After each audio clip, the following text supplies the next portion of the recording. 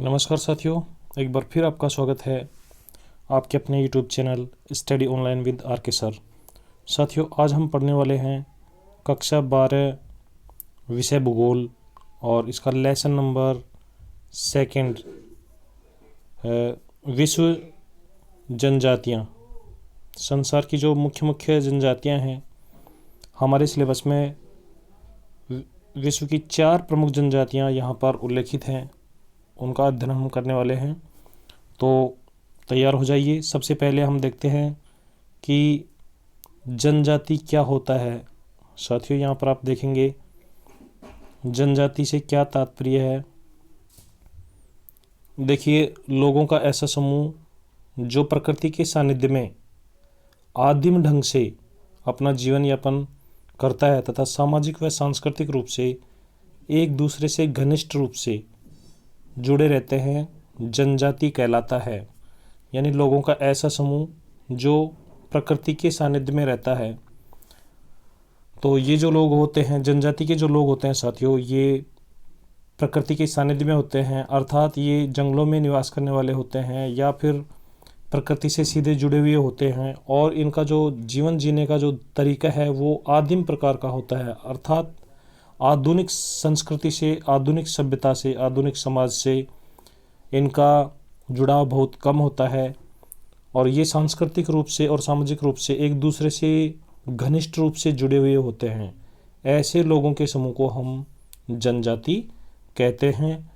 साथियों, हम यहाँ पर देखेंगे विश्व की प्रमुख जनजातियाँ कौन कौन सी हैं। संसार के अलग अलग भागों में अलग अलग प्रकार की जनजातियाँ पाई जाती हैं, जिनका विवरण निम्नानुसार है। यदि हम बात करें, संसार के अलग अलग भागों में अलग अलग प्रकार की जलवायु परिस्थितियाँ पाई जाती हैं, अलग अलग प्रकार के मौसम हैं। तो संसार के अलग अलग भागों में जो जनजातियाँ हैं वो भी साथियों अलग अलग प्रकार की हैं और उनमें से जो प्रमुख जनजातियाँ हैं वो कुछ इस प्रकार से हैं। आइए देखते हैं संसार की प्रमुख जो जनजातियाँ हैं उनमें। यहाँ पर हम पढ़ने वाले हैं प्रदेश का नाम और उसमें निवास करने वाली मुख्य जनजातियाँ। जैसे ध्रुवीय व ठंडे प्रदेश। ध्रुवीय व ठंडे प्रदेश से तात्पर्य ये है कि जो क्षेत्र ध्रुवों के आसपास वाले हैं और वहाँ पर हमेशा ठंड रहती है, मौसम ठंडा रहता है, शीत ऋतु वर्ष के अधिकांश महीने रहती है। तो ऐसे क्षेत्रों में निवास करने वाली जो जनजातियाँ हैं उनमें सर्व प्रमुख जनजाति है एस्किमो, सेमोयड्स, याकूत, चकची आदि। साथियों, एस्किमो शीत प्रदेशों में निवास करने वाली एक बहुत ही महत्वपूर्ण जनजाति है। इसके बाद फिर हम देखते हैं विषुवत रेखीय सघन वनों में निवास करने वाले जो जनजाति हैं, इनमें हम देखेंगे पिग्मी, सेमांग और सकाई, ये मुख्य जनजातियां हैं। उष्ण शुष्क कालाहारी मरुस्थल में निवास करने वाली जो मुख्य जनजाति है यह है बुशमैन। समशीतोष्ण कटिबंधीय जो घास क्षेत्र हैं उनमें निवास करने वाली प्रमुख जनजातियों में मसाई और बद्दू, ये 2 प्रमुख जनजातियां हैं। इसी प्रकार यदि हम बात करें पहाड़ी, दुर्गम पहाड़ी व पठारी क्षेत्रों में निवास करने वाली जो जनजाति है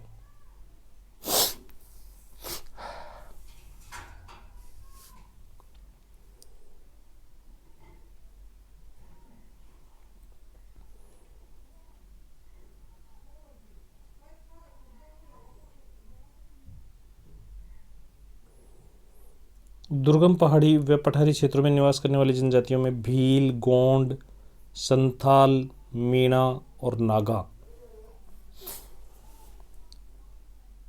अब हम बात करते हैं विश्व की प्रमुख प्रजातियां। साथियों, ये जनजातियां नहीं है, विश्व की प्रमुख प्रजातियां, अर्थात मानव जो है उसको अलग अलग प्रजातियों में बांटा गया है।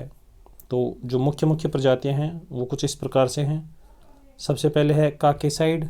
अब जो काकेसाइड प्रजाति होती है उनकी क्या विशेषता होती है, इनका रंग सफ़ेद होता है और ये जो सफ़ेद रंग है साथियों ये हीमोग्लोबिन वर्णक के कारण होता है, अर्थात इनकी त्वचा में इनके शरीर में हीमोग्लोबिन वर्णक की अधिकता की वजह से इनका रंग सफ़ेद होता है और इनके बाल जो होते हैं वो घुंघराले होते हैं।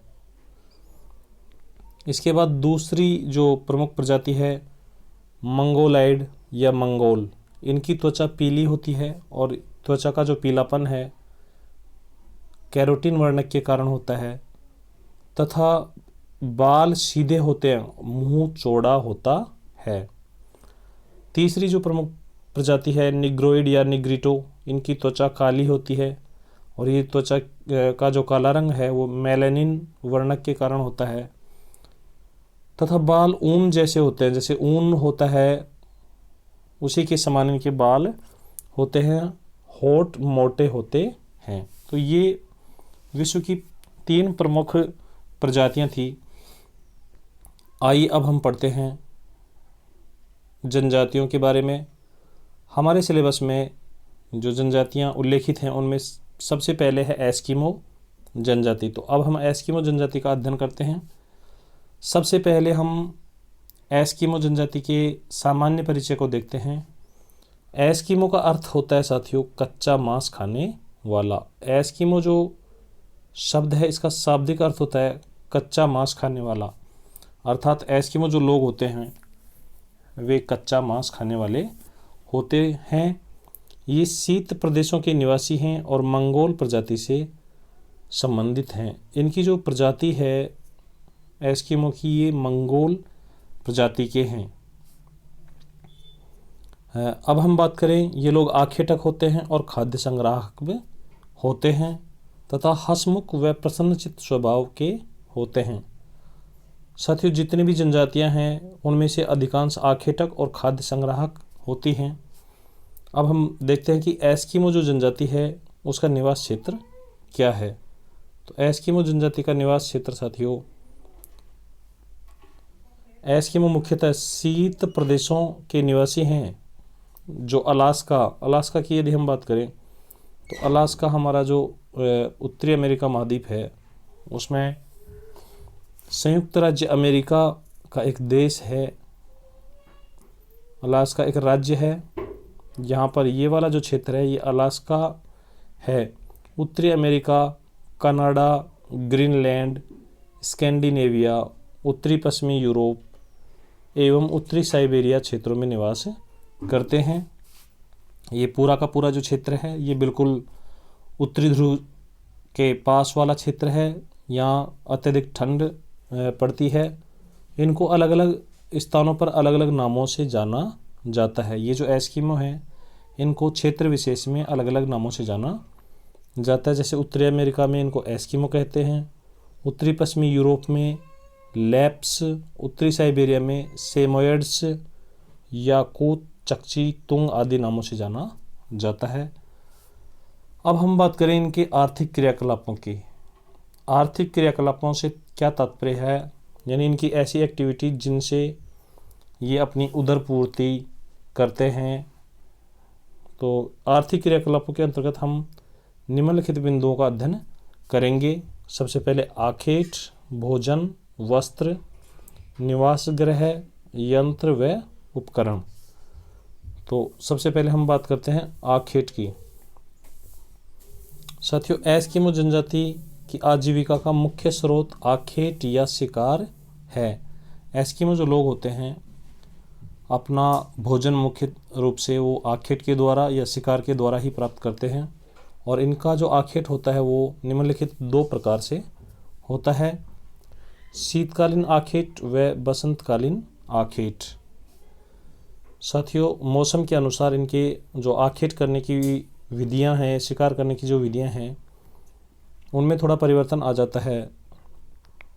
शीतकालीन आखेट, शीतकाल में किया जाने वाला आखेट शीतकालीन आखेट कहलाता है और यह 2 विधियों से किया जाता है।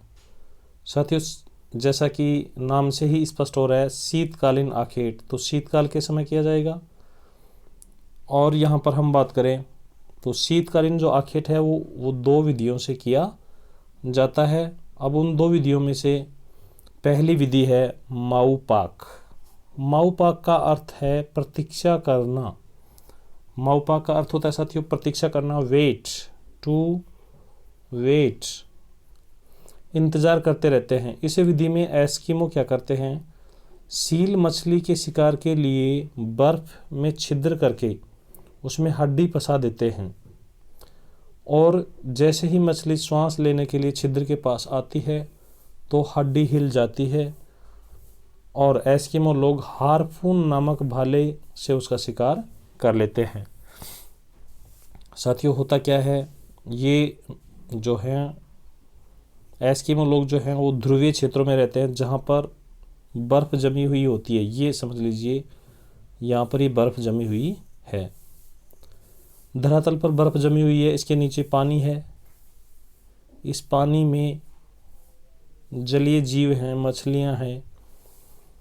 तो माउपाक विधि में क्या होता है, कोई एस्किमो है यहाँ पर, ये समझ लीजिए ये एस्किमो है यहाँ पर बैठा हुआ है और इसके पास एक भाला है। यहाँ पर सबसे पहले वो क्या करते हैं कि इस बर्फ़ में यहाँ पर छिद्र बना देते हैं, और मछलियाँ जैसे ही श्वास लेने के छिद्र बना देते हैं और इसमें एक हड्डी फंसा देते हैं। जैसे ही मछलियाँ श्वास लेने के लिए छिद्र के पास आती हैं तो ये हड्डी हिलेगी, और हड्डी के हिलते ही तुरंत एस्किमो जो है इस भाले से, हार्पून नामक जो भाला है उससे शिकार कर लेता है, उसको बर्फ़ में घुसा देता है और उससे मछली का शिकार कर लेता है। दूसरी इनकी जो विधि है ये है इतुरपाक। इतुरपाक, इस विधि में बर्फ़ में 2 छिद्र बनाए जाते हैं। साथियों, माउपाक और इतुरपाक में आप अंतर देख लीजिए। माउपाक में एक ही छिद्र बनाया जाता है, इतुरपाक में 2 छिद्र बनाए जाते हैं। एक छिद्र में मछली को चारा डाला जाता है तथा दूसरे छिद्र से हार्पून नामक भाले से मछली का शिकार किया जाता है। आप ऐसे समझ लीजिए कि यहाँ पर बर्फ़ की लेयर बनी हुई है, ये बर्फ़ की लेयर बनी हुई है और इसमें एस्किमो यहाँ पर बैठा हुआ है। इसमें 2 छिद्र बना दिए जाते हैं, और 2 छिद्रों में साथियों जैसे एक छिद्र यहाँ पर बना दिया, एक छिद्र यहाँ पर बना दिया। अब क्या करेगा कि एक छिद्र से मछली को चारा डाला जाता है। मान लीजिए इस छिद्र से मछली को चारा डाला जा रहा है तो यहाँ पर मछलियाँ इकट्ठी हो जाएंगी, और दूसरे छिद्र से हार्पून नामक भाले से मछली का शिकार कर लिया जाता है। तो ये तो था इनका शीतकालीन आखेट। अब हम बात करते हैं बसंतकालीन आखेट की, अर्थात बसंत काल में एस्किमो जो हैं वो किस प्रकार से आखेट करते हैं। मार्च के महीने में जब मछलियां धूप सेकने के लिए बाहर आती हैं, साथियों जब बसंत काल होता है तो मछलियां धूप सेकने के लिए जल के किनारे आ जाती हैं, जल के सतह के पास आ जाती हैं, तो इनका शिकार कर लिया जाता है। इस विधि को उतोक कहते हैं। इस विधि को क्या कहते हैं, उतोक। तो यहाँ कुल मिलाकर 3 हमारे पास विशेष शब्द आए हैं, माउपाक,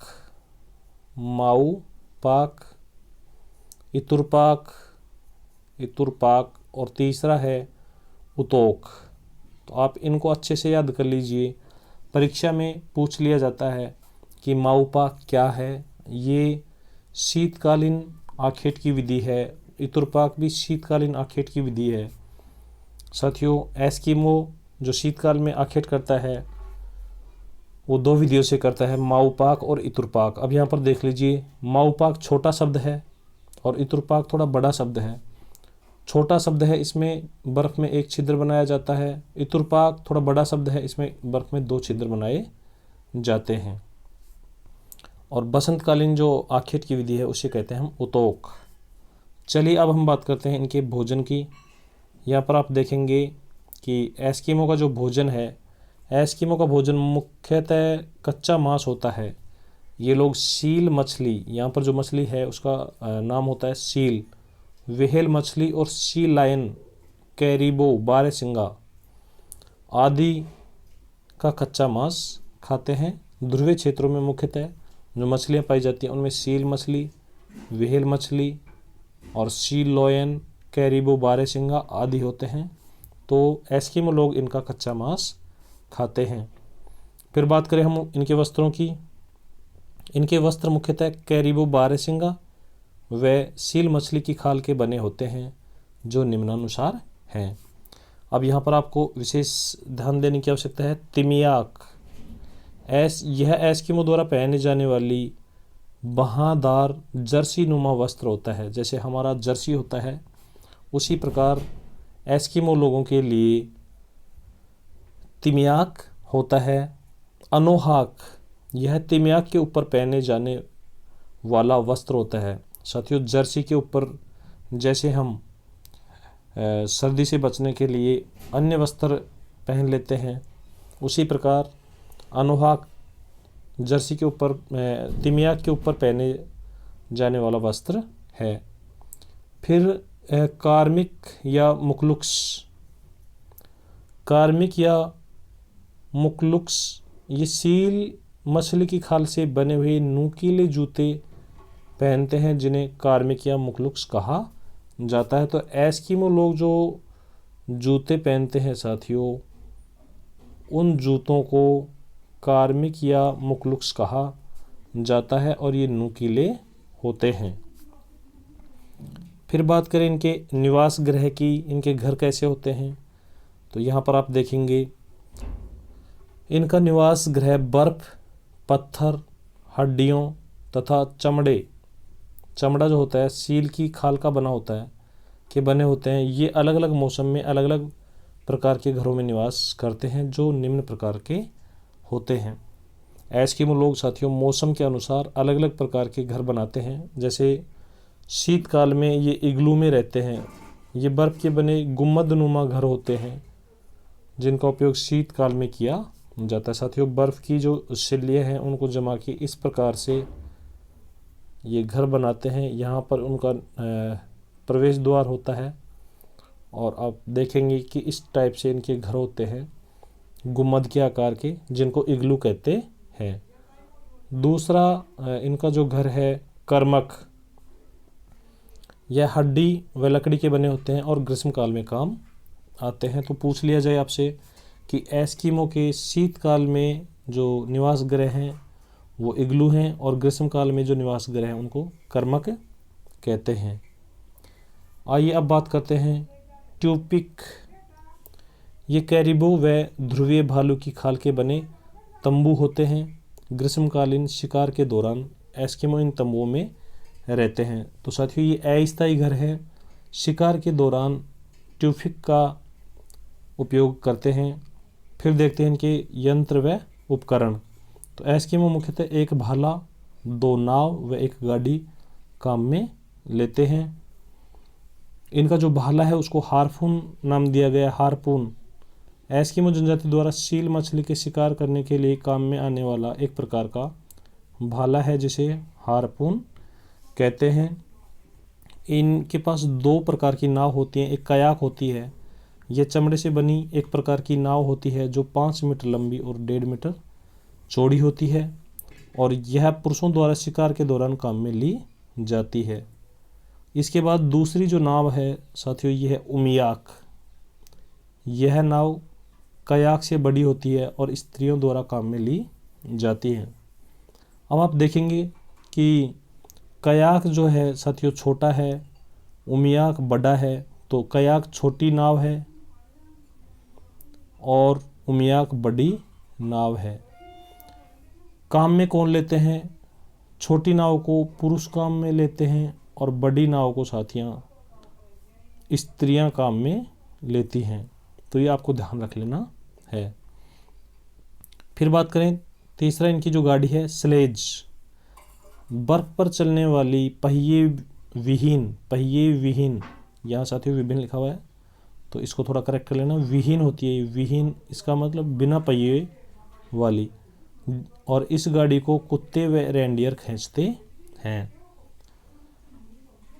अब हम इनके समाज और संस्कृति की बात करें तो साथियों इनका जो समाज है ये पितृवंशीय समाज में रहते हैं।